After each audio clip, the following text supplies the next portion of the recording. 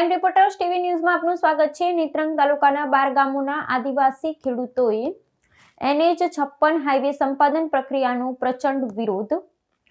અન્ય હાઈવેની સરખામણીમાં યોગ્ય વળતરની માંગ સાથે ભરૂચ કલેક્ટરને આવેદન આપ્યું। નેત્રંગ તાલુકાના આદિવાસી ખેડૂતો જમીન અને ઘર વિહોણા થવાની ભીતિ છે। વળતરમાં ભેદભાવ। નેત્રંગ ના ટ્રાઇબલ વિસ્તારમાં ઘણું ઓછું વળતર નક્કી કરવામાં આવ્યું છે। 2017ના રીસર્વેમાં ઘણી ભૂલો, સ્થળ પર જઈ ક્યાંય સર્વે નહીં થયું હોવાનો આક્ષેપ। મારું નામ મુકેશભાઈ રતનજીભાઈ પટેલ ચાસવડ।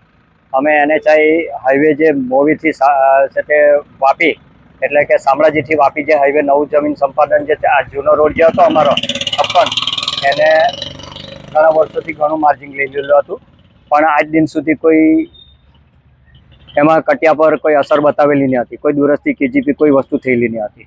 અમને 2022માં જાહેરનામું પડ્યું। જાહેરનામા પડ્યા પછી અમે પ્રાંતમાં ને એમાં ઘણા વાંધાઓ રજૂ કર્યા। પાઇપલાઇનો, વાડ કાંટા, કોઈના ઘરો રહી ગયેલા છે।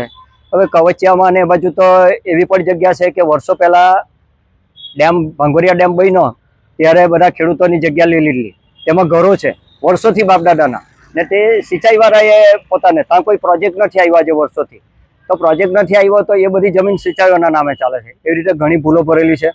તો અમે કલેક્ટર સાહેબને પ્રાંતમાંથી પછી આ કેસ રિફર થયો અહીંયા કલેક્ટરમાં, આર્બિટ્રેટરમાં।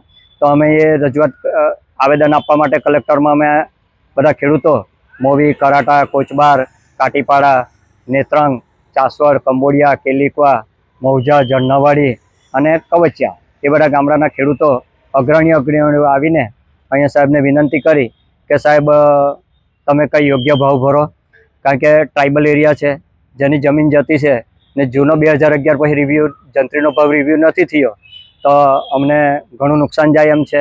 ને જે કંઈ ઝાડપાન રહી ગયેલા હોય તે પણ અંદર પાઇપલાઇન ને તેવું કંઈ રહી ગયેલું હોય, કોઈ સર્વે નંબર ચૂકી ગયેલા હોય તે પણ અંદર નોંધ કરાવો ને યોગ્ય વળતર મળે સારું, ને શહેરી વિસ્તાર કરતાં ગામડા વિસ્તારમાં 4 ગણું વળતર મળે એવી વિનંતી કરીએ છીએ।